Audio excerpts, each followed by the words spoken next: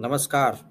सभी का स्वागत है और इस स्वागत में शामिल है ये बोलती हुई तस्वीरें जो दिखाई दे रही हैं स्क्रीन पर। और इशू कर्नाटक से उठकर आया है। वहाँ जो हवा चली है बजरंग दल बैन करने की, कांग्रेस के मैनिफेस्टो वहाँ से निकलकर कॉपी पेस्ट हो गई उत्तर प्रदेश में। और अब उत्तर प्रदेश में भी श्री राम के राज्य में बजरंग दल को बैन करने की बात उठ रही है।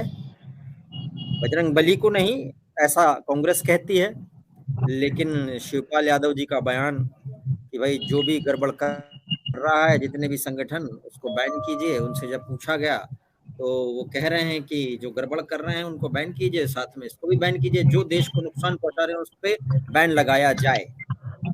ये कह रहे हैं शिवपाल जी। अब शिवपाल जी को कूदने की क्या जरूरत थी? समाजवादी पार्टी वैसे ही ये हालत में है कि उसको सर्जरी की जरूरत है। कड़वी गोली वैसे ही खा रही है, वेंटिलेटर पर रखी हुई है एक तरीके से। लेकिन बीच बीच में ऐसे बयान जो कांग्रेस ने निकाले हैं उसको लपकने की जरूरत क्या थी? हम बात करेंगे इस पर भी। हम शुरुआत करते हैं, हरिपाल सिंह करस्पॉन्डेंट हमारे। हरपाल, कहाँ जी पर हैं सर। इस समय आप, और वहाँ क्या अभी निकाय चुनाव की गतिविधि है? हम इससे पहले कि मेन मुद्दे पे बात करें, वहाँ निकाय चुनाव पे थोड़ा सा बात कर लेते हैं, उसके बाद हम मेन मुद्दे पे आते हैं। देखिए बिल्कुल सर, सबसे बड़ी बात है कि जिस तरह से भारतीय जनता पार्टी, जिस तरह से आप कर्नाटक की बात कर रहे थे, कर्नाटक में जिस तरह से कांग्रेस ने बजरंग दल पे बैन करने की जो बात कही थी, लेकिन इस बात को भाजपा ने निकाय चुनाव मुद्दा बना लिया है। अभी ब्रजेश पाठक जनसभा को संबोधित कर रहे थे, वो खुद कह रहे थे कि अब कांग्रेस पार्टी बजरंग बली को बैन करने की बात कर रही है। हालांकि आप देख पा रहे होंगे कि जिस तरह से कांग्रेस ने तो बजरंग दल पे बैन करने की बात कही, लेकिन भाजपा ने उसको डाइवर्ट करके बजरंग बली पर लाके छोड़ दिया है। हालांकि जिस तरह से लगातार समाजवादी पार्टी, इस तरह से आप अभी कह रहे, शिवपाल यादव भी बीच में कूद पड़े। पहले से समाजवादी पार्टी पर एक विशेष समुदाय का ठप्पा लगातार लगता आ रहा है, और ऐसे में निकाय चुनाव में शिवपाल यादव ने भाजपा का जो मिशन था उसको और साकार कर दिया है। जो भाजपा जिस मुद्दे को लाना चाह रही थी, उसी मुद्दे को समाजवादी पार्टी ने और धार दे दी है, ये कहा जा सकता है कुल मिलाकर के।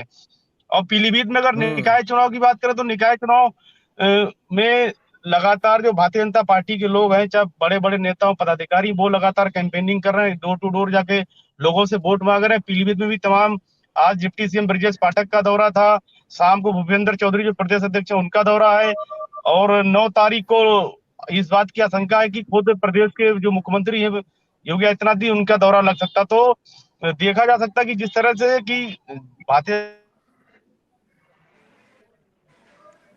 टू डोर रैली, जनसभाएं लगातार कर रहे हैं, लेकिन अच्छा, विपक्ष सिर्फ वहां पर ट्विटर पे। पीलीभीत में हैं आप इस समय? इस समय आप पीलीभीत में हैं, वहां पर वरुण गांधी और मेनका जी जी। गांधी जी के क्या हाल हैं? वो तो पार्टी के खिलाफ बयान देते रहे। अभी एक वीडियो भी वायरल हुआ मेनका जी का, जिसमें सड़क पर नजर आ रही थी वो गिरते हुए फिर संभलते हुए। क्या हाल है उनके? क्या चल रहा है उनके साथ में अभी? सर, अब आपकी आवाज कट गई थी बीच में भी।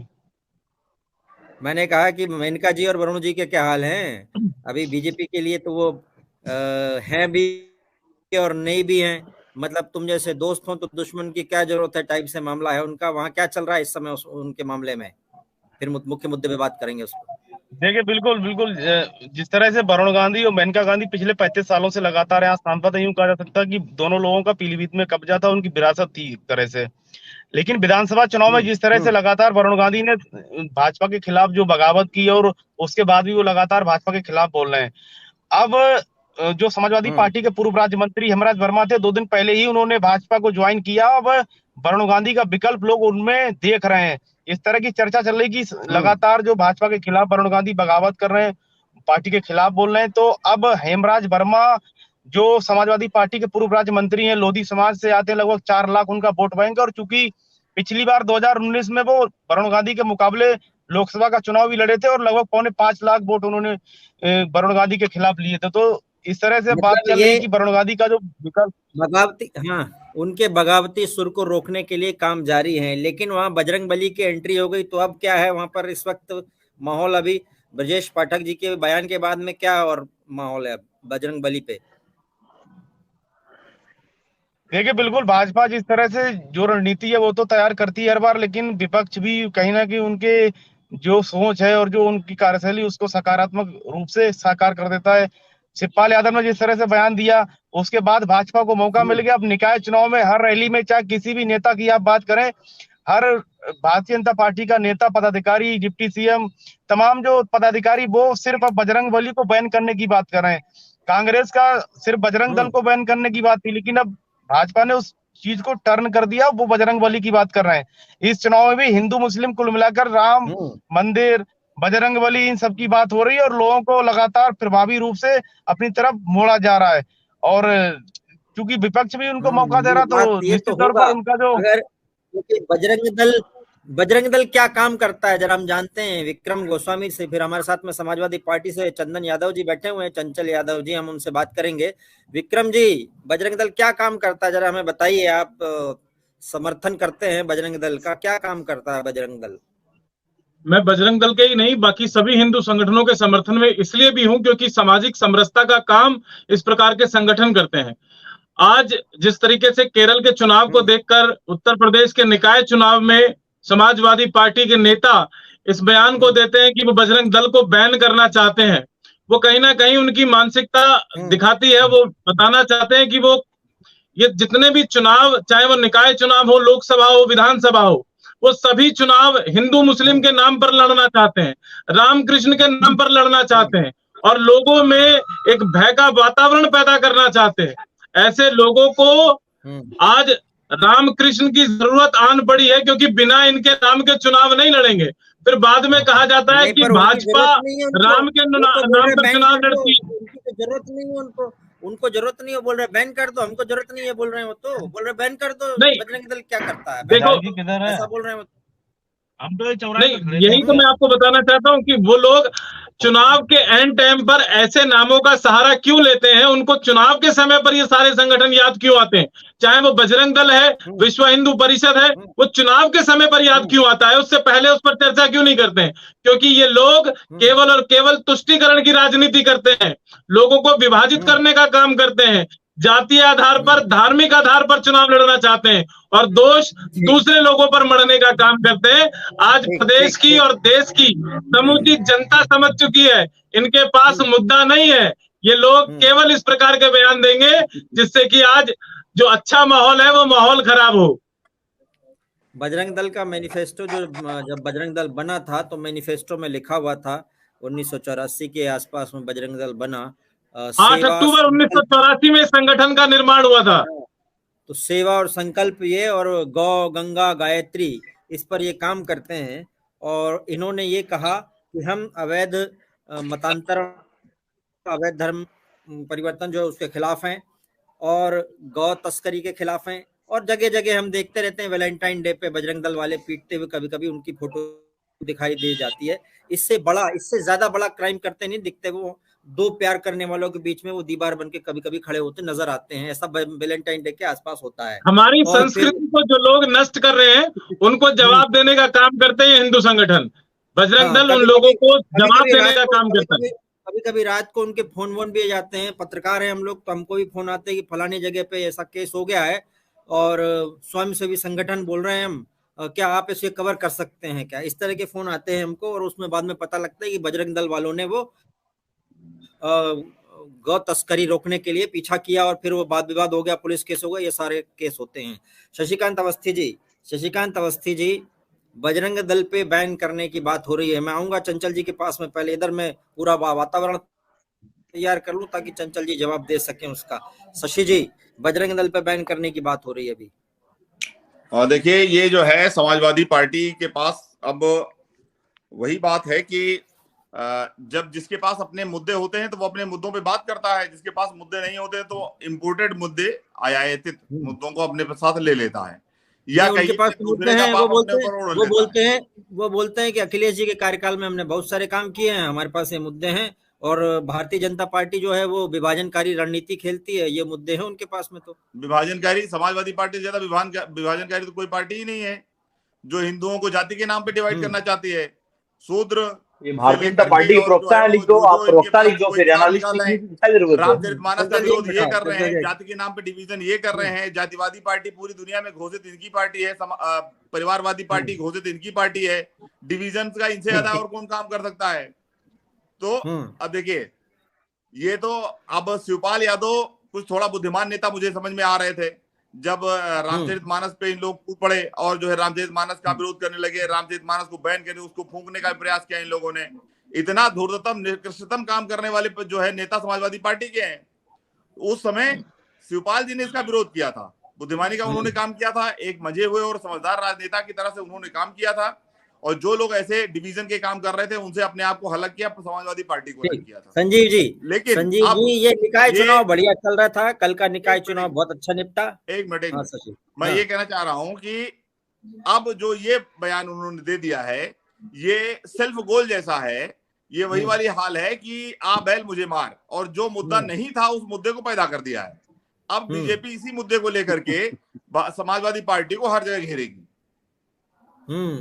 संजीव जी, बड़ा बढ़िया चल रहा था, कितना बढ़िया, 62% के आसपास में, 60% के आसपास में मतदान हुआ है पूरा ओवरऑल। कुछ जगह पे अब समाजवादी पार्टी को भी अच्छी यकीन है कि भाई हमारा अच्छा काम होगा। इस बार तो मायावती जी को भी यकीन है कि हमने बहुत अच्छा गेन किया हुआ है, बीजेपी के खिलाफ बहुत बढ़िया चुनाव लड़ा है। और ये भी एक ये बीजेपी चाहती थी, हमेशा से बीजेपी चाहती रही है कि भाई हमारी पिच पे खेलो, आओ। बीजेपी ने दिया नहीं, लेकिन जबरदस्ती आ गए अब पिच पे। शिवपाल जी पिच पे खड़े होकर आ गए, लाओ हम बैटिंग करेंगे।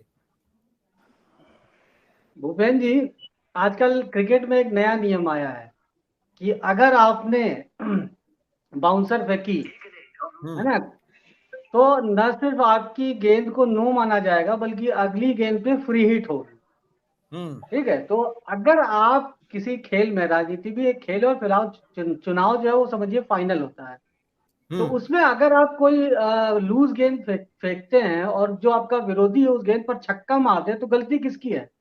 आप किसको कहेंगे, जिसने छक्का मारा उसकी गलती है, जो लूज गेंद डाल रहा है? अगर आप ये मानते हैं कि भारतीय जनता पार्टी का सबसे स्ट्रांग होल्ड रिलीजन है या हिंदुत्व है, तो फिर उस पे आप क्यों जा रहे हैं, वो गेंद क्यों डाल रहे हैं? और अगर आप डालने के बाद प्रधानमंत्री से लेके और आप केशव मौर्य तक अगर उसे मुद्दा बनाते हैं, यानी उस गेंद पे छक्का मारते हैं, तो फिर रोना किस बात का?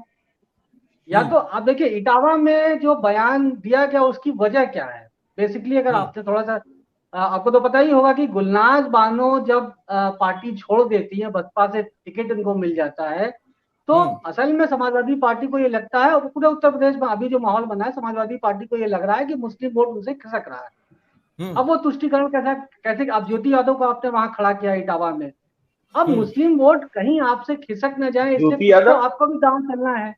तो जाहिर सी बात है कि ये दांव वहां पे चला गया। अब देखिए कर्नाटक वाली बात अभी हम नहीं करें, सिर्फ यूपी की बात करें, तो अब आपने जो किया है, क्या इसकी वजह तुष्टिकरण नहीं थी? अब अगर इस पे बीजेपी काउंटर करेगी, फिर आप कहें कि धर्म की राजनीति हो रही, तो सवाल ये उठता है कि ये मुद्दा उठाया किसने? न तो कर्नाटक में बीजेपी ने नाम लिया था, न उत्तर प्रदेश में बीजेपी ने नाम लिया। हमारे दर्शक टिप्पणी कर रहे हैं, चंचल जी सुनिए, चंचल जी सुनिए, मैं आपके पास अब आ रहा हूँ। हमारे दर्शक जो हैं टिप्पणी करते हैं लाइव, हम उनको शामिल करते हैं। जो भी दर्शक देख रहे हैं टिप्पणी करिए, आपकी टिप्पणी मर्यादित शब्दों वाली हम शामिल करेंगे। मन सिंह यादव, बजरंग दल को कोई माइकल लाल बैन नहीं कर सकता, जय बजरंग बली। राकेश सिंह, चाचा ऐसा बोलोगे, ऐसा लिख रहे हैं। शीतल प्रसाद शर्मा, भूत पिशाच निकट नहीं आवे, महावीर नाम सुनावे। बजरंग बली का नाम सुन के भूत पिशाच थर-थर कांप रहे हैं, शीतल प्रसाद शर्मा बोल रही हैं। प्रदीप कनौजिया, एसपी वालों का मानसिक संतुलन बिगड़ गया है। रोशन सिंह, शिवपाल जी को अखिलेश जी ने जिस तरह से बेइज्जत किया था, वही आज एसपी को नुकसान पहुंचा रहे हैं। ज्ञान गोपाल त्रिवेदी, पहले राम भक्तों की है बात, राणा आशीष, और इसी तरह के ओनली हिंदुत्व। चंचल जी, ये बैठे बिठाए ये मुद्दे लेने की जरूरत क्या थी चंचल जी? देखिए बड़ी हंसी आती है भारतीय जनता पार्टी के लोगों पे, और हमारे एक भारतीय जनता पार्टी के प्रवक्ता बैठे हैं, नेता बैठे हैं, एनालिस्ट लिख दिया आपने भले से इनको। इन्होंने जिस तरीके से बात करी थी तो इनकी मानसिकता में समझ गया था। तो ऐसे एनालिस्ट बहुत पाए जाते हैं, मैं जानता हूँ ऐसे लोगों को। आज आप बीजेपी में शामिल हो चुके हो। दूसरी बात, बोल दो। नहीं समस्या नहीं है, मैं आपकी मानसिकता से परिचित हूँ। सुन लीजिए मेरी बात को, मैं पहली बात ये बजरंग दल जो है, बजरंग दल के ऊपर बैन करने की बात जो है कर्नाटक से शुरू हुई है।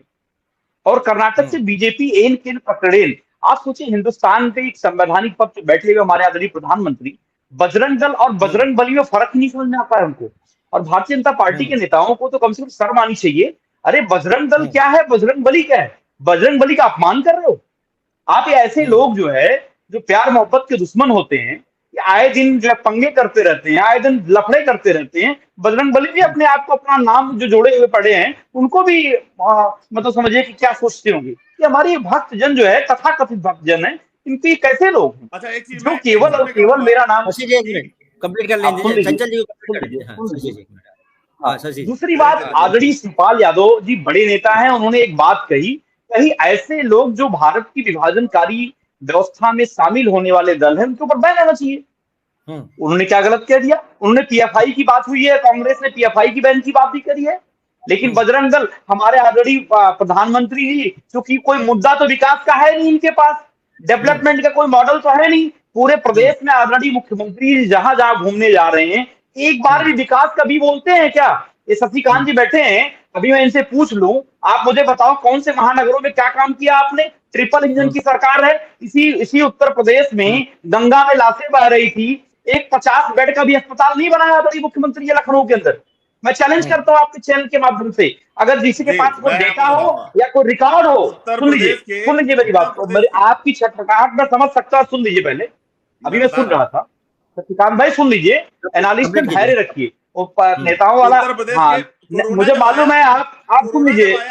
समाजवादी, अरे मेरी बात तो सुन लो भाई। घर के अंदर सो रहा था उत्तर। अरे क्या बात, यही तो मैं बोल रहा हूँ। एनालिस्ट हटाओ उसको, एनालिस्ट हटाओ उसको, नेता लिख दो भारतीय जनता पार्टी का, प्रवक्ता तो बन नहीं पाओगे आप, मुझे मालूम है। सुन लो मेरी बात को, घर घर जाकर के खाना बांटा, ये मुझे मालूम है। आप भूपेंद्र जी पहले ये कंफर्म कर लीजिए कि आप ही एनालिस्ट हैं, भारतीय जनता पार्टी पूरा कर लेते हैं, पूरा कर लेते हैं। मुझे बोल तो लेने दीजिए, काउंटर कीजिएगा। दूसरी बात, आपने बहुत अच्छी बात कही, मैं आपकी पत्रकारिता को सलाम करता हूं। आपने कहा कि बजरंग दल की स्थापना जो उसका मुख्य उद्देश्य था, क्या उस उद्देश्य पे काम कर रही है? क्या हमारे ये विक्रम भाई बैठे हैं, क्या आज इन्होंने कहा कि क्या नाम, गंगा और क्या नाम है, गंगा गौ गायत्री, हाँ गंगा गौ गायत्री। आप बताइए, हिंदुस्तान में हम लोग बैठे हैं, आप बताओ एक ऐसा सांसद जिसके ऊपर पॉस्को एक्ट के लिए एफआईआर दर्ज होती है, सुप्रीम कोर्ट में बयान आता है, क्या हमारे बजरंग दल वाले सो रहे हैं क्या? और गंगा की सफाई के नाम पे हजारों करोड़ रुपए खा गई भारतीय जनता पार्टी के लोग। और अभी इन्हीं के मंत्री दिनेश खटीक साहब ने कहा कि जो नमामि गंगे में सरकार की तो गंगा का पानी बहुत पवित्र था, उस समय बहुत गंगा रहती थी और नीचे तक नजर आता था कि गंगा में क्या क्या बहकर जा रहा है। श्रीमान, आप लोग, मैं माफ कीजिएगा, एक बात बोलकर मैं अपने आप को चुप कर लूंगा।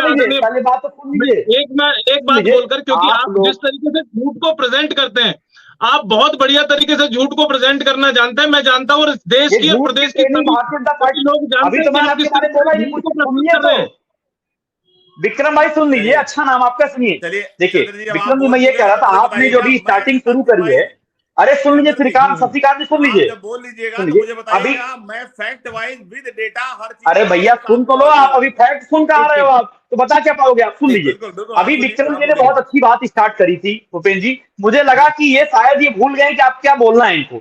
इन्होंने स्टार्ट किया कि लोग धर्म के लेके आते हैं, वो कौन सी पार्टी धर्म के लेके आती है? हमारे आदरणीय मुख्यमंत्री जी के मुंह से हिंदुस्तान, शमशान, कब्रिस्तान, रमजान, अजान के अलावा कुछ आता है क्या? एक भी शब्द बता दो जब डेवलपमेंट की बारे में बात करते हो। और हमारे प्रधानमंत्री, अरे भाई सुन तो लो, शिवपाल जी ने क्या, अरे सुनो भैया, आपके परम शिवपाल जी ने क्या बयान दिया है? कौन लेकर आया था? क्या डिबेट की मर्यादा, डिबेट की मर्यादा है? उन्होंने बजरंग बली को बैन करने के लिए बोला है, उन्होंने बजरंग बली को बैन करने के लिए बोला है। और उसके बाद बोल रहे हैं कि हमारे नेता, आप लोगों को दी जाती है, आपको यही पता है बजरंग दल का काम क्या है? आपके बजरंग दल का काम क्या? आपको समझाना चाह रहा हूँ क्या काम कि है? आप बजरंग दल का हो जाते हैं, आप अपनी पार्टी से शिवपाल जी को आपकी पार्टी के नहीं है। शिवपाल जी का क्या बयान था? अरे हमारे पार्टी के राष्ट्रीय महासचिव हैं, सुनोगे तब जवाब दे पाओगे, पहले सुनो आप बात को। मैं क्या कह रहा हूँ, मैं ये कह रहा हूँ विक्रम भाई धैर्य रखिए। और सवाल यह है कि आपने जो बात स्टार्ट करी है, अभी हम लोग जो देख रहे थे, जो बातें हमारी हो रही थी, मैं उसके ऊपर बात कर रहा हूँ। हम आदरणीय शिवपाल जी ने बजरंगबली के ऊपर कोई टिप्पणी नहीं करी है।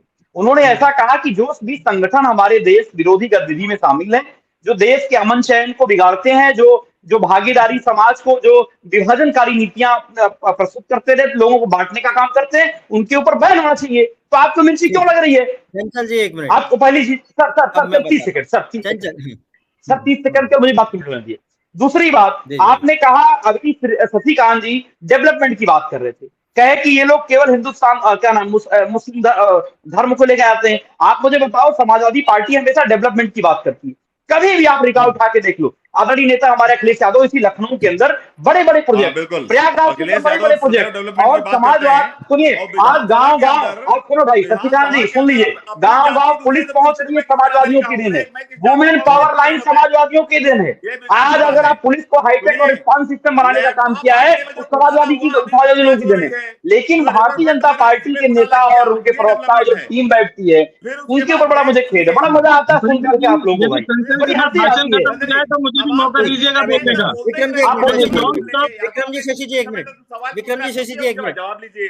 विक्रम जी शशि जी एक मिनट। चंदन जी चंचल जी एक बात लेकिन समझ में नहीं आई ये बात कि जब बजरंग दल पे बैन होने की बात आ रही है, बजरंग दल का सबसे बड़ा क्राइम अगर हम देखें तो 2 क्राइम नजर आते हैं। रात को उनका झगड़ा होता है वो तस्करों से, वो आपस में गुत्थम गुत्था होती है, एक क्राइम वो अक्सर सुनाई देता। दूसरा वो वैलेंटाइन डे के आसपास में 2 प्रेमियों के बीच में घुस जाते हैं, कभी-कभी लड़ लेते हैं, मारा।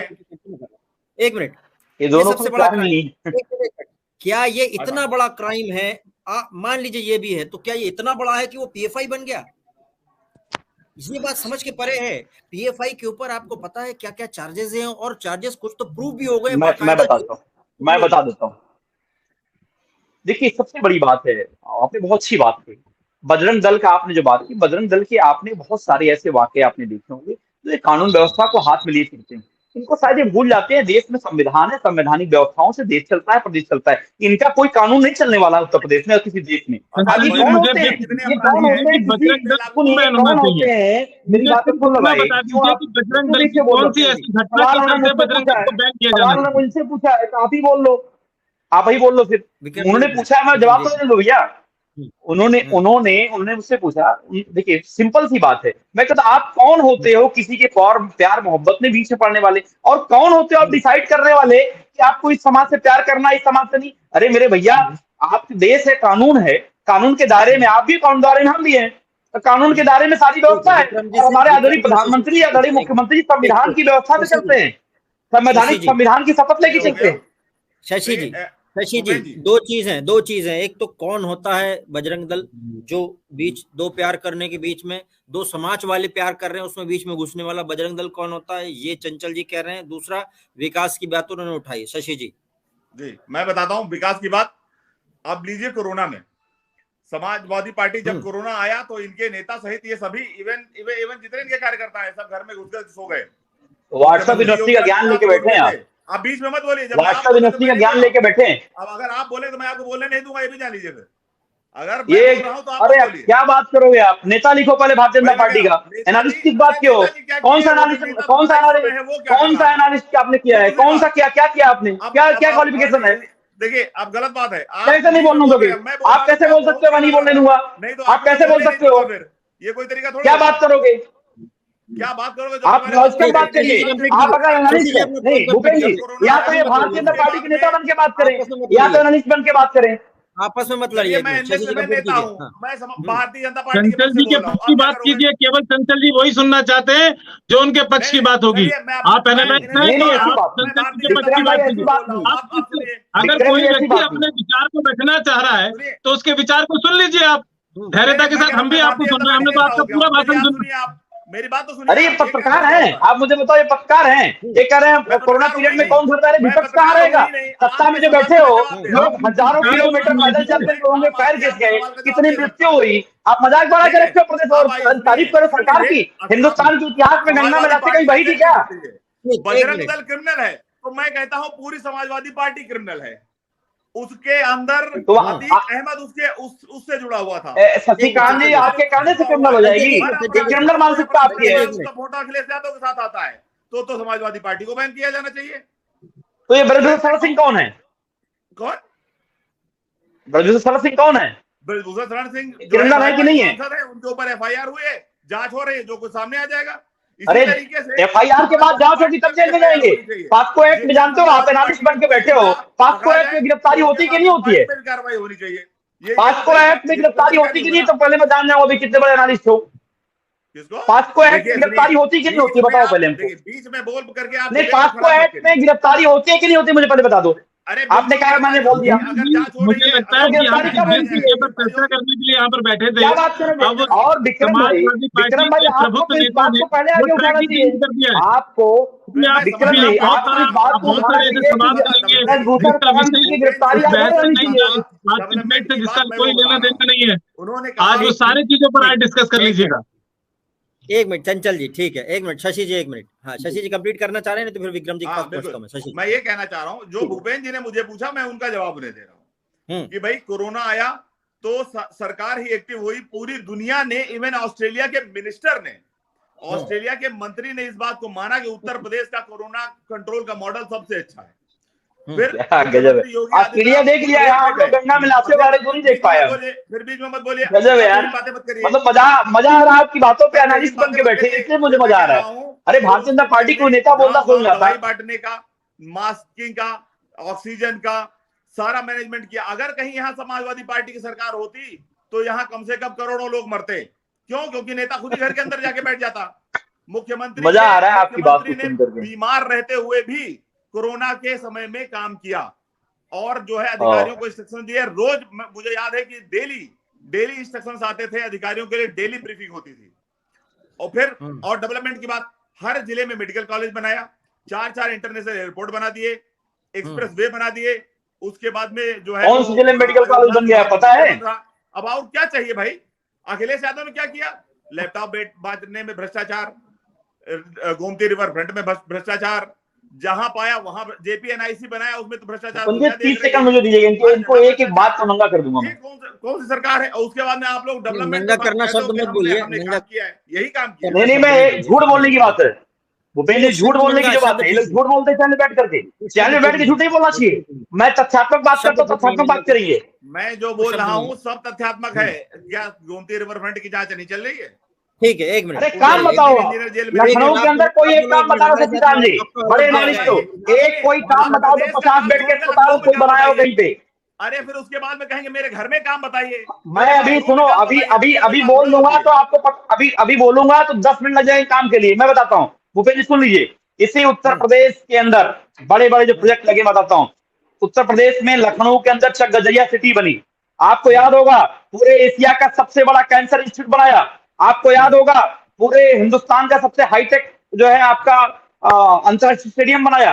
अमूल का प्लांट आया, एचसीएल का प्लांट आया, एचसीएल में 11,000 नौकरी कर रहे हैं लोग। पराग का प्लांट लगा। और आप आगे बढ़ेंगे तो साने अवध की तर्ज पर, कनॉट प्लेस की तर्ज पर साने अवध बनाया। और आप आगे बढ़ेंगे तो डायल 100 की बिल्डिंग, पूरे हिंदुस्तान का हाईटेक पुलिस मुख्यालय। और आप आगे बढ़ेंगे तो जनकपुर मिश्रा पार्क, एशिया का सबसे बड़ा पार्क, आपका गोमती रिवर फ्रंट। और आप और आगे बढ़ोगे तो 100 बेड का अस्पताल, मासूसी अस्पताल। और आप आगे बढ़ोगे 100 बेड का अस्पताल लुथाओ तो 300 बेड बनाने का काम किया। पीजीआई के अंदर लीवर ट्रांसप्लांट की बिल्डिंग बनाई, किडनी ट्रांसप्लांट की बिल्डिंग बनाई, केजीएमसी के अंदर शताब्दी बिल्डिंग बनाई। और इसके अलावा और आप आगे बढ़ोगे, राम सागर मिश्रा के नाम से अस्पताल बनाया। लेकिन भारतीय जनता अमौसी से लेकर मुंशीपुर तक मेट्रो बनाई, एक भी पिलर आपके चरण के माध्यम से करता है, एक भी पिलर अगर मुख्यमंत्री ने आगे बढ़ाया हो। केवल झूठ बोलने के अलावा इनके पास कुछ नहीं आता है। और ये कह रहा है हर जिले मेडिकल कॉलेज, सती काम की बात पे टिके रहना। एक भी जिले मेडिकल कॉलेज चालू होगा मुझे बताना, एक भी जिले मेडिकल कॉलेज के चालू होगा मुझे बता देना। और एक भी काम मैं चैलेंज करता हूँ, 500 लोग बैठे हैं, 100 लोग करेंगे। एक काम अगर भारतीय जनता पार्टी के 9 साल लखनऊ में और 6 सालों के मुख्यमंत्री जी को एक काम कोई पूरा होगा। चंचल जी की सारी भावनाएं अगर व्यक्त हो गई हो तो दूसरे लोग बोलते हैं, लेकिन तथ्य बोलना है।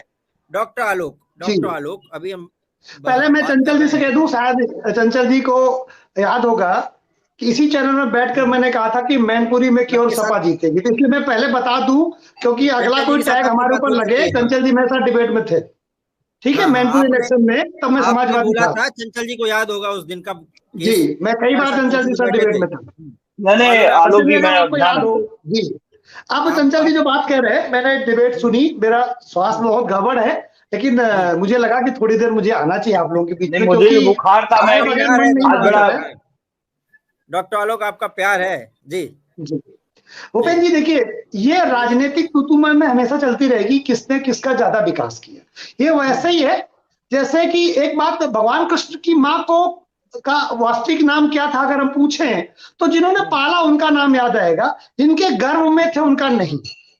इससे मैं इस बात को जोड़ता हूं, जैसे इसी बात से जोड़ी गया, चंचल जी बुरा ना मानिएगा, यशोदा का नाम हमेशा आता है, जिन्होंने पाला था, जिनके गर्भ में भगवान कृष्ण रहे उनका नाम, देवकी का नाम नहीं आता।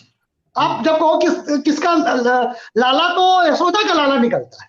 यानी पालने वाले का, बड़ा करने वाले का महत्व ब्रज का उजाला है जी। पालने वाले का और बड़ा करने वाले का महत्व गर्भ में रखने वाले से ज्यादा होता है। इसको उदाहरण लिखिए लखनऊ मेट्रो से। गर्भस्थ लखनऊ मेट्रो अखिलेश जी के समय में हुई थी। 5.3 मील 5.3 मील बनी थी उस समय, और जिसका उद्घाटन अखिलेश जी नहीं कर पाए थे, वो गर्भस्थ थी। उसके बाद जब मैं देखता हूँ उद्घाटन भी हो गया था, राम नाईक राज्यपाल साहब, मेरे पास इतनी शक्ति नहीं है, यही गलत तक बोल रहे, उद्घाटन नहीं कर पाए तो उद्घाटन किया था उन्होंने, बकायदा उद्घाटन किया, ट्रायल हुआ बकायदा यहाँ से लेकर के 4 बात तक। हो सकता है वो ट्रायल किया हो सकता है मैं गलत। अरे आप वीडियो देख लो ना, वीडियो देख लो। उद्घाटन तो योगी जी ने साथ मेरी जानकारी में किया था। अगर वो उद्घाटन तो उन्होंने गूगल पर क्लेम करेंगे 1 किलोमीटर चल पाती थी वो उस समय जो है। 1 किलोमीटर, आप तो 5.3 बोले, 1 किलोमीटर बता दीजिए। 1 मिनट कंप्लीट कर लेने दीजिए, उसके बाद बात करते हैं। समाजवादियों की गुंडाएं ऐसी होती है कि नीचे बोलने तक नहीं देते, फिर हमें बोलना पड़ेगा।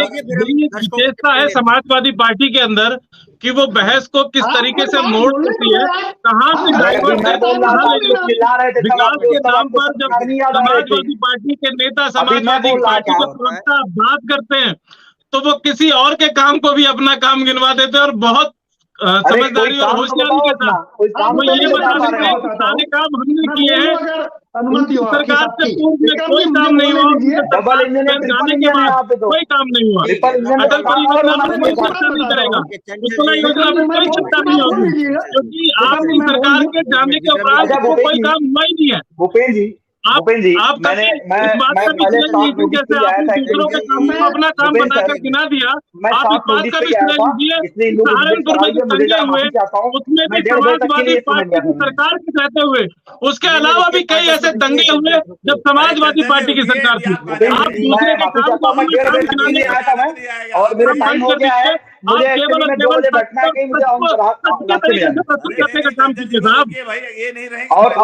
और ये जो जितने शशिकांत जी को कह दिया नेता लिखे, भाजपा नेता लिखे, क्योंकि एनालिस्ट इनको अच्छा नहीं लग रहा है, क्योंकि इनको जो है कोरोना में बाती लाते नहीं दिखाई दे, लेकिन ऑस्ट्रेलिया का कोई आदमी कह दिया कि बहुत अच्छा व्यवस्था थी, वो ये मान लेते हैं। ऑस्ट्रेलिया चले गए पूछने के लिए। संबित पात्रा टाइप के डिबेट में नहीं करता। बहुत बहुत धन्यवाद आप सभी साथियों का। चंचल जी 1 मिनट, डॉक्टर आलोक को सुन के जाइए आप। डॉक्टर आलोक कंप्लीट आ गया।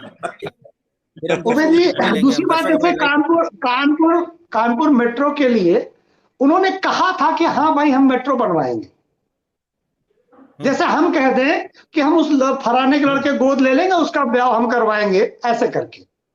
इसी तरह नोएडा मेट्रो की जो बात करते हैं कि हमने सब कराया, नए प्रोजेक्ट, ये लोग जो अभी तक विपक्षी दल थे, ये लोग प्रोजेक्ट का नाम शुरू करके भाग जाते थे। आप कहते कोई नया बताओ, अरे जो पुराना आप एक लाइन छोड़ के गए थे, का लिख करके ज्ञा तक नहीं पहुंचाया जाएगा क्या? बोले हमने तो का लिखा था, बाकी खा से लेकर ज्ञा तक जो लिखा है उसका कोई मतलब नहीं है। जब वो कानपुर मेट्रो की करेक्ट लेते तो मुझे बड़ा दुख होता है, मेट्रो का एम कानपुर में नहीं लिखा गया था अखिलेश जी के समय में। तो झूठ उतना बोलो जितना पच जाए। जब मुझसे नहीं पचा गया डिबेट देखते हुए तो मुझे यार आना पड़ेगा, मुझे पच ही नहीं रहा था कि इतना ज्यादा झूठ बोले हो। इतना झूठ मत बोलो कि अपच हो जाए, है ना? ये चीज नहीं है, गरिमा के अनुकूल नहीं है।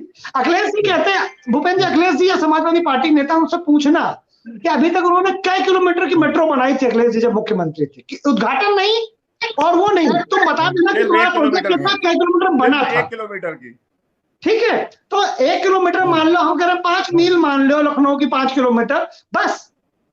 लेकिन इससे आप उसको कह रहे कि मेट्रो हमने बनवाई, कहा है क्योंकि मेट्रो का तुमने वो पिलर रखवा दिए थे 1 मील या 1-4 किलोमीटर का। मेट्रो का जो है ग्राउंड जो खुद रहा था तो वहाँ फावड़ा लेके आप गए थे, इसलिए हमने बनवाई है। तो ये चीज। और दूसरी बात भूपेंद्र जी, एक बात बता दे, किसने कितना अच्छा काम कराया इसका तय जनता करती है, चुनाव करता है। हाँ। अगर तुमने बहुत अच्छा काम कराया था तो 17 में हार डॉक्टर गए, आलोक में आपसे फिर 22 में भी हार गए। डॉक्टर आलोक एक मिनट, मैं आपसे पूछना चाहता हूँ, ये जो मुद्दा उन्होंने लेकर आ गए हैं अननेसेसरी था, उठाना नहीं था, किसी और राज्य का मुद्दा था, पकड़ने की जरूरत नहीं थी, ये बूमरैंग करेगा, मतलब वो मोगली जी, मैंने उस डिबेट को सुना, मेरे मन में एक बात आ रही थी, ये कह रहे थे कि बजरंग दल को बैन करें, बजरंग बली को नहीं। ठीक, तो फिर अतीक अहमद मुसलमान था या गुंडा था, ये तय कर ले। राणा एक दिन 2 दिन पहले मारा गया था, तब तो ट्वीट नहीं है, और आज फिर मारा गया, कल तो भी कोई ट्वीट नहीं है। अतीक अहमद मुसलमान था या गुंडा? अतीक अहमद मरता है तो मुसलमान मरता है, राणा मरता है तो गुंडा मरता है। तो जब आप अतीक अहमद का धर्म ढूंढ सकते हो, जबकि वो गुंडा था।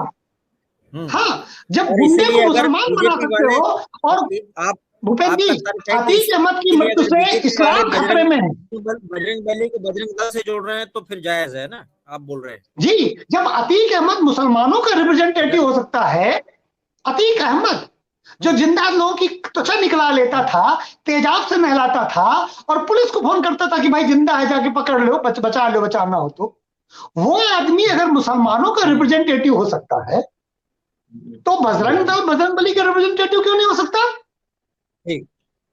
पहला। दूसरी बात और बता दूं आपको, आपके दर्शक को चीज क्लियर होना जरूरी है, और हम बता दें आपको, थोड़ी सी बजरंग दल के बारे में बता दें, जिससे कि उनके प्रश्न के उत्तर मिल जाएंगे। चंचल जी भाग गए इसीलिए क्योंकि उनको प्रश्न के उत्तर मिल जाते ज्यादा। आप ये बताइए, इस देश में जितने लोग मर्डर किए जेल में गए हैं, उनको आतंकवादी बनाएंगे क्या? बजरंग दल का अपराध जो है उसके ऊपर से मुकदमा चलाइए, लेकिन बजरंग दल जो लड़कियों को मना कर देता है या गौ तस्करी में जो विरोध करता है, इसकी वजह से वो आतंकवादी संगठन नहीं हो जाता। आप एक अपराध को दूसरे आतंकवाद से नहीं जोड़ सकते, वरना हर रेपिस्ट को आतंकवादी बनाइए, हर जो जिसने 100 रुपए की चोरी किया है वो भी आतंकवादी बने। एक ही नियम रखिए इस देश में कि जो भी अपराध करते पकड़ा जाएगा वो सब टेररिस्ट होगा। तीसरी बात मैं और कंप्लीट कर दूं, कांग्रेस के घोषणा पत्र में उसने कहा था कि पीएफआई और बजरंग दल से करके, बीजेपी ने तो कुछ नहीं कहा था ना।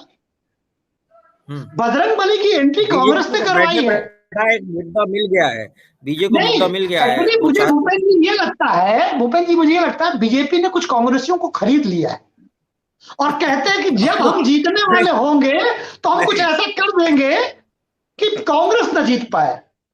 भूपेंद्र जी समझिए इस बात को। अब कांग्रेस कह रही है कर्नाटका में कि हम गली गली मंदिर बजरंग बली के बनवाएंगे। अरे तुम मंदिर का है बनवाने का नौबत आता, तुम्हारी बात पे कोई भरोसा करेगा? तुम कह रहे हो कि कल कह रहे थे कि हम बजरंग दल पर बैन करेंगे, आज कह रहे हो बजरंग बली के मंदिर बनवाएंगे। एक है बात सही है ना तुम्हारी? तुमने लिखित में कहा है भाई पीएफआई पर बैन, भाई बहुत जगहों पर पीएफआई का डिक्लेयर्ड आईएसआई से संबंध है। पीएफआई 2047 तक भारत में बैन कर दी है।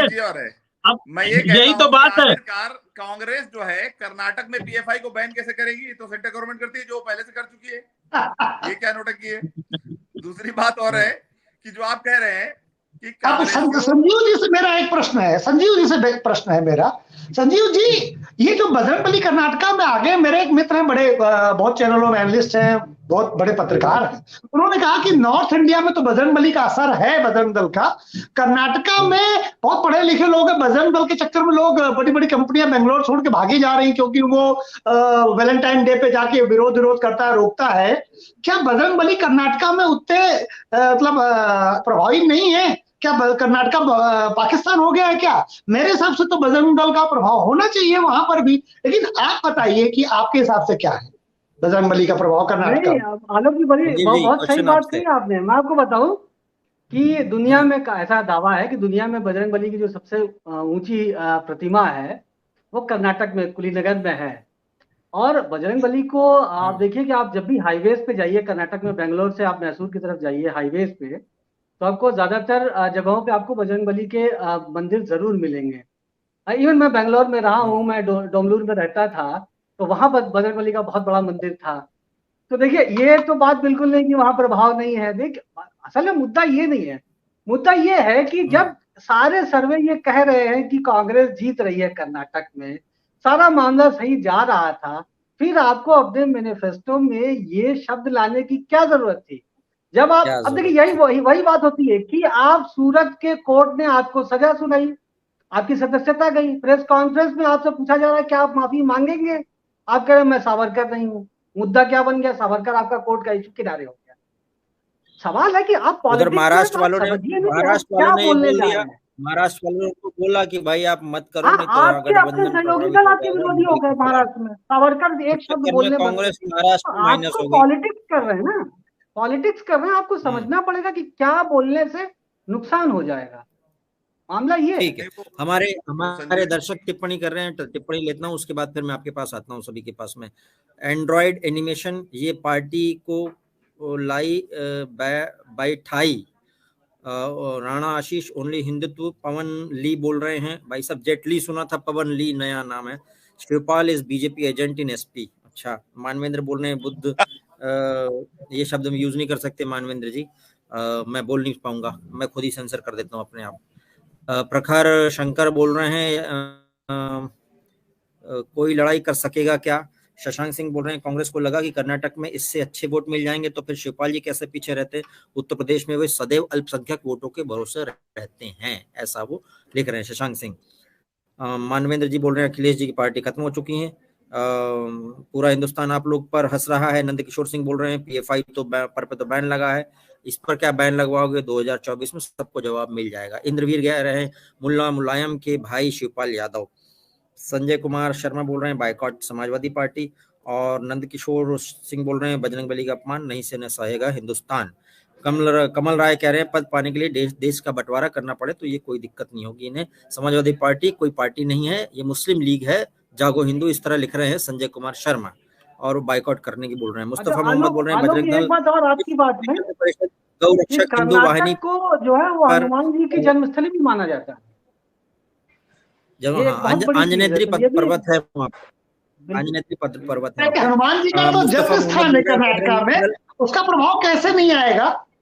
बिल्कुल आएगा। मोहम्मद मुस्तफा बोल रहे हैं कि बजरंग दल, विश्व हिंदू परिषद, गौ रक्षक हिंदू वाहिनी पर रोक लगाना जरूरी है। ये लोग सिर्फ हमारे हिंदुओं भाई को बेवकूफ बनाते हैं, ये लोग किसके लिए हमदर्द, किसी के हमदर्द नहीं है। मोहम्मद मुस्तफा ऐसा बोल रहे हैं।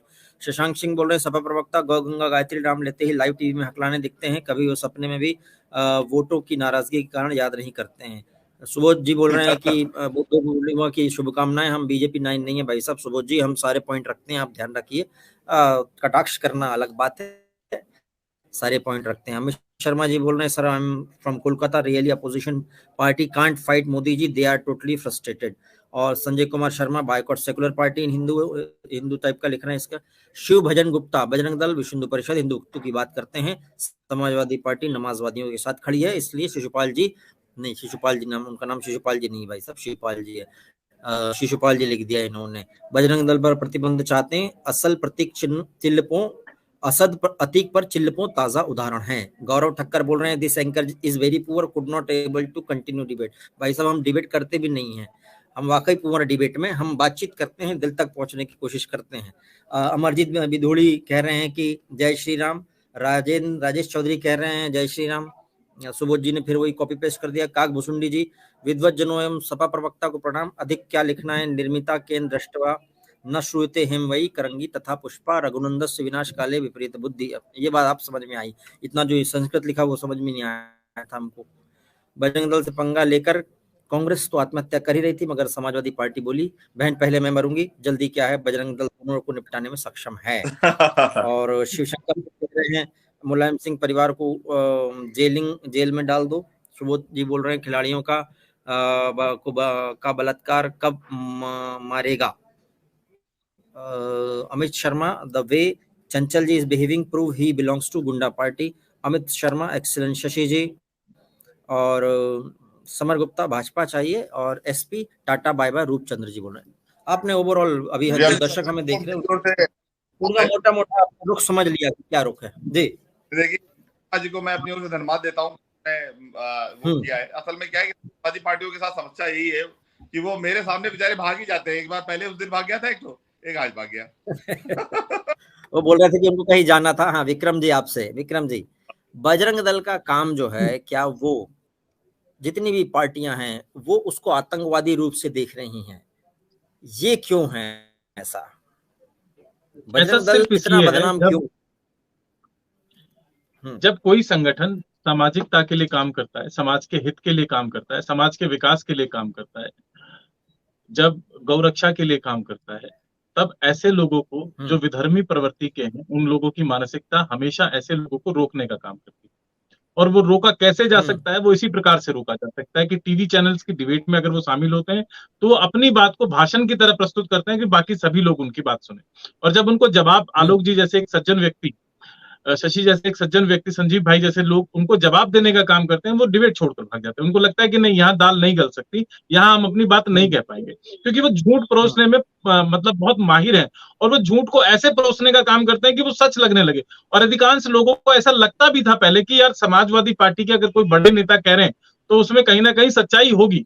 मगर जैसे जैसे समय बीतता गया, लोगों के सामने सच्चाई आने लगी, तब जाकर लोगों को पता लगा कि ये तो झूठी पार्टी है और झूठ का सहारा लेकर चलने वाली पार्टी है। और एक समाज विशेष का, एक धर्म विशेष को समर्थन कर किसी दूसरे धर्म का विरोध करना, ये कहाँ की राजनीति है? ये कैसी राजनीति है? आप तो केवल दो भाइयों में लड़ाई कराने का काम कर रहे हैं।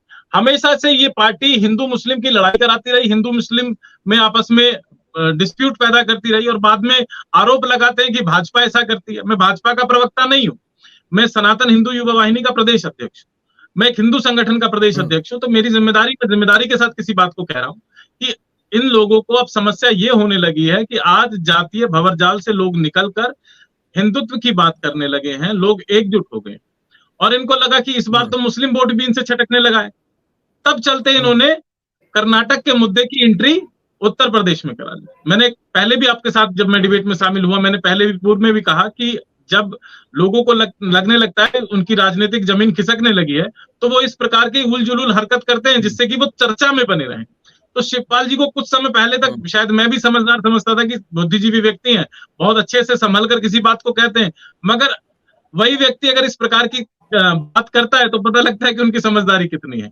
उनकी समझदारी यही है कि कैसे भी कर हिंदुओं में फूट डालो, हिंदू मुस्लिम कराओ, किसी भी तरीके से आपसी सौहार्द को खराब करो और उसमें अपना राजनीतिक बेनिफिट लो। शशि जी, ऐसा लग रहा है कि समाजवादी पार्टी ने ये पूरी तरीके से ठान लिया है कि हमको एक तरफ के मत तो मिलते ही हैं, एक खास परसेंटेज वोट हमारे पास है ही, अब हमको केवल मुस्लिम वोट की जरूरत है। क्यों कि अगर ऐसा बयान जा रहा है तो शायद ये मन में जरूर होगा कि भाई हमको अब ये वाले वोट मिल जाएं, इतने परसेंट वोट में तो या तो हम सीट जीत जाएंगे या हम सरकार बना लेंगे। इससे ज्यादा वो सोच नहीं रहे, ये वो ध्यान में ही नहीं रख रहे कि समाज में बिखराव क्या होगा। मैंने खुद देखा है, मैंने खुद बजरंग दल वाले लोगों का पूरा एनालिसिस किया है। एक जब हम स्टोरी करते हैं तो कई तरीके की स्टोरी करते हैं, क्योंकि मैं भी एक बार हरियाणा में जब गौ तस्करी का मामला आया था तो मैं स्टोरी करने पहुंचा था, तो वहां मैं समझा कि ये लोग रात रात को खड़े होके गौ तस्करी को रोकते रहते हैं।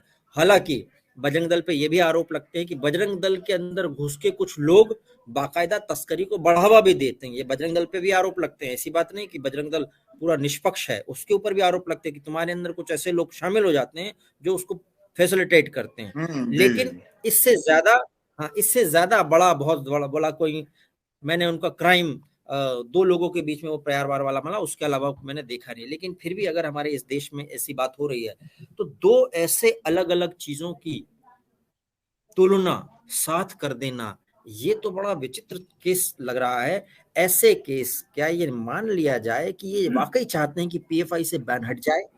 और पीएफआई से बैन हटवाना अगर ये चाहते हैं तो खुल के क्यों नहीं बोल रहे हैं फिर? अब मैं आपको बताऊं ये असल में है क्या। अब यहाँ पे अब भाई चंचल जी मुझे भाजपा प्रवक्ता बता रहे थे, पर असलियत में मैं अब जो एनालिस्ट की पोजीशन है वो मैं उसको पे सही बात बताऊं तो मुझे ये लग रहा है कि समाजवादी पार्टी को मतलब मुझे क्या मतलब जो इंडिकेशंस दिखाई पड़ रहे हैं और जो इन्फ्लुएंसेस आ रहे हैं, क्योंकि सोसाइटी कोई भी चेंज एकदम से नहीं करती। देखिए बरेली के मरकज ने कहा था कि समाजवादी पार्टी के साथ छोड़े मुसलमान, मैंने आपको आपके डिबेट पर भी उसकी चर्चा की थी। फिर उसके बाद में कई और जो है वो क्या नाम मुस्लिम फिरकों ने इस बात का बारे में कहा कि मुसलमानों को समाजवादी पार्टी से दूर जाना चाहिए। वीडियोज आए जिसमें अतीक अहमद की हत्या के मामले को भी लोग अखिलेश से जोड़ रहे हैं कि उन्होंने उकसा दिया योगी जी को, जिसलिए ये कार्रवाई उकसाया। तो मुसलमानों में वो अंदर से एक लेटर भी आया, अली का नमाज के बाद में अली का एक लेटर वायरल हुआ जिसमें कहा गया था कि इसको वोट न देना, और दो पार्टियों के नाम बीजेपी के साथ में समाजवादी पार्टी का भी नाम था उसमें। हाँ, तो ऐसे में मुसलमानों के अंदर अब जो मैं महसूस कर रहा हूँ, जो मेरे सूत्र हैं उनमें, जो उनके लीडर्स में, उन्हें लग रहा है कि समाजवादी पार्टी के साथ रहने से अब कोई फायदा नहीं है। तो ये एक प्रयास है। अब देखिए, अगर पार्टी को सोच विचार कर ऐसा चल रही है कि हमें अपने उसी पुराने वाले एजेंडे पर रहना पड़ेगा, जैसा हम पहले करते थे, हिंदुओं का खुल के विरोध करना, तो अखिलेश भी ऐसा ही कुछ बयान देंगे 1-2 दिन के अंदर, ताकि इन्हें देखिए भाई, यादव उत्तर प्रदेश के अंदर 7% है और जो है मुस्लिम 18% है। वोट की जो वोट कास्ट होता है यादवों का 5% होता होगा और 18 मुसलमानों का होता होगा।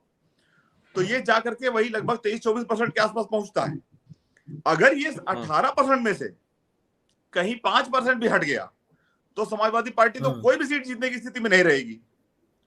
दूसरी चीज, मुस्लिमों में जो चर्चा चल रही है, मुस्लिमों में जो बुद्धिजीवी वर्ग है वो ये कह रहा है कि ये जो पसमानदा को टिकट दिए गए बीजेपी के द्वारा, बसपा भी उनको अपनी साथ ला रही है, कांग्रेस में भी थोड़ा सा वो इस समय प्रोग्रेस देख रहे हैं, तो उन्हें ये लग रहा है कि क्यों हम इनके साथ बदनाम हो, हमें अगर दूसरा ऑप्शन कहीं और मिला है तो हम उधर भी, मतलब अब मुस्लिम वोटर जो है वो एक रेशनल वोटर की तरह बिहेव करना चाह रहा है, वो इनका खूंटे बांधे पर भैंस नहीं बनना चाह रहा है।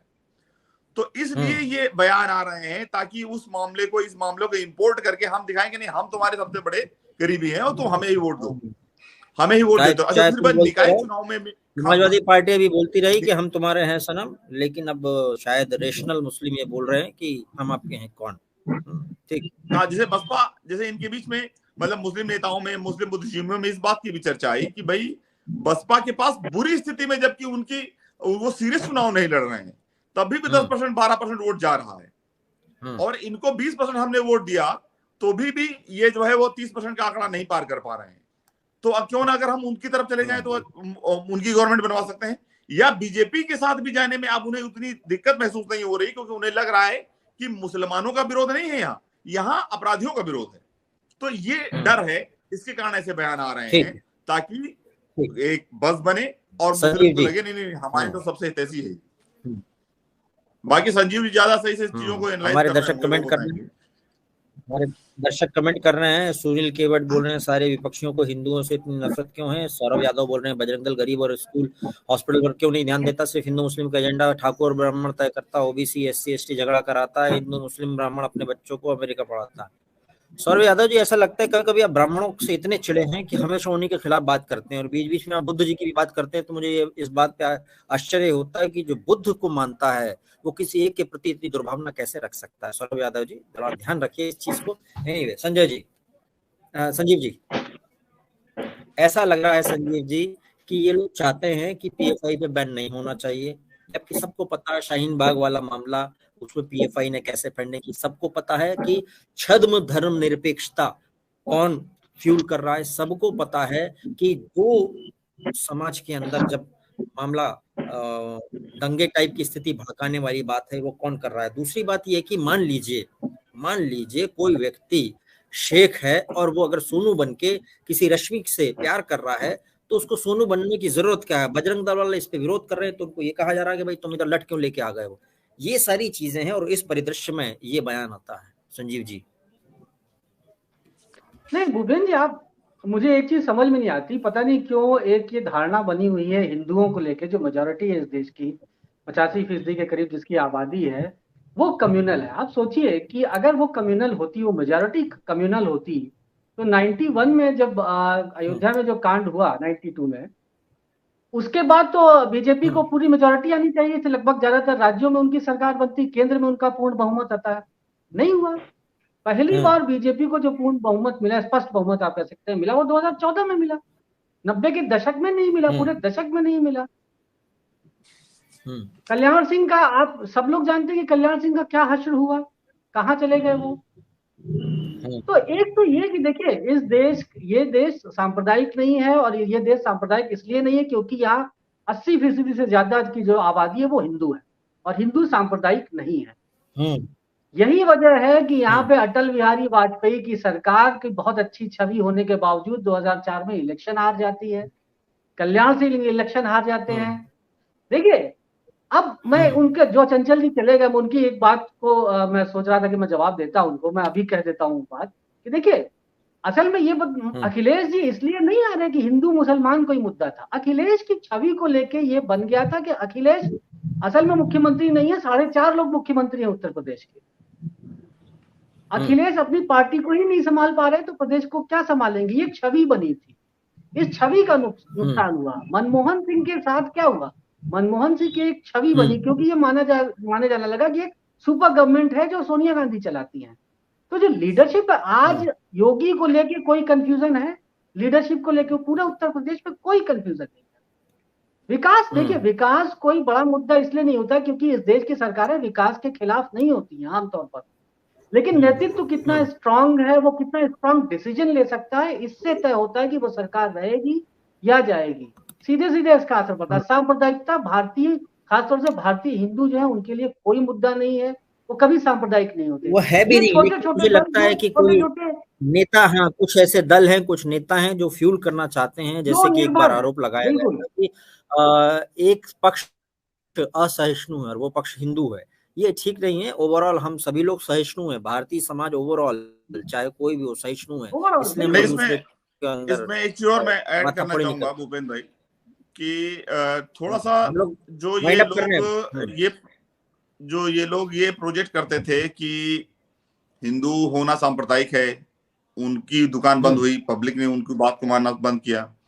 फिर दूसरी बात और एक सबसे बड़ी दिक्कत जो ये लोग महसूस कर रहे हैं, समाज को डिवाइड करने वाले, हिंदुओं को कमतर आंकने वाले, हिंदुओं को सदैव ये महसूस कराने वाले कि तुम मूर्ख हो, तुम हिंदू होना गलत होता है, वो लोग अब ये महसूस कर रहे हैं ये कैसे हो गया कि ये 80 ये जातियों में डिवाइड रहते थे, आदिकाल से हिंदुओं को जातियों में डिवाइड करने की साजिश होती है। सारे लोगों को, सारे धर्म वालों को भी एक होना चाहिए, जितनी जाति है सब एक नहीं हो जाए, सारे धर्म वाले भी एक हो जाए, बन जाए कि हम हिंदुस्तानी हैं। हाँ नहीं तो अब इन्हें दिक्कत ये हो रही है जो सो कॉल्ड वो हो रही है, वही हो रहा है, इसीलिए तो दिक्कत हो रही है, इसीलिए तो इस तरह के मुद्दे उठ रहे हैं। हाँ इनको ये दिक्कत हो रही है कि 80% लोग जो जातियों में डिवाइड हैं वो एक कैसे हो गए, ये तो बड़ा गलत हो गया। अब हमारी दुकान तो बंद हो जाएगी। चलिए अभी हम वाइंड अप करते हैं। बीच में श्याम की भक्ति वाले लिख रहे हैं, जातिवादी भेदभाव जितना एसपी बीएसपी सरकार में हुआ था उतना किसी पार्टी में नहीं हुआ। और आगे अखिलेश कुमार सिंह यादव मुसलमान दो एक ही समान के। भूपेंद्र भाई एक चीज मैं देखूंगा, आपके जो व्यूअर्स कमेंट करते हैं उनसे आप पब्लिक का इन्फ्लुएंस समझ सकते हैं। कुछ पर्टिकुलर लोग जो एजेंडे पे चलते हैं वो तो आकर के एक ही अपनी रट लगाए रहते हैं, लेकिन आम आदमी जब वहां कमेंट करता है वो खुद बता देता है कि वो क्या सोच रहा है। और जनता कभी किसी से लड़ाई नहीं करती यहाँ पे आकर, वो सीधे अपना डिसीजन देती है। तो शिवपाल जी को इन सब विवादों में आने से बचना चाहिए। वैसे भी समाजवादी पार्टी जहां कर रही है अच्छा कर रही है। जो लोग बजरंग दल को बंद करने का काम कर रहे थे या जो लोग बजरंग दल का सहारा लेकर चुनाव में आना चाहते थे वो आज की इस डिबेट से चले गए। यही सोच इन लोगों की है कि ये लोग कभी नहीं टिकेंगे, ये एक स्टैंड ले भी नहीं सकते, ये एक मत पर चल भी नहीं सकते। ये हमेशा से ये इन लोगों ने यही किया है, किसी भी तरह लोगों को आपसी लड़ाई में उलझाए रखें और सत्ता की मलाई चाटते रहें।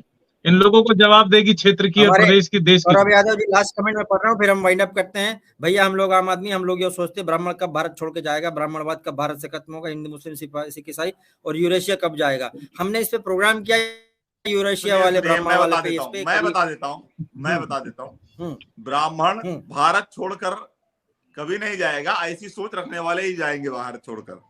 और यूरेशिया ये सब हम इस पे कर चुके हैं, ये भेदभाव वाले कमेंट्स भी नहीं करने चाहिए।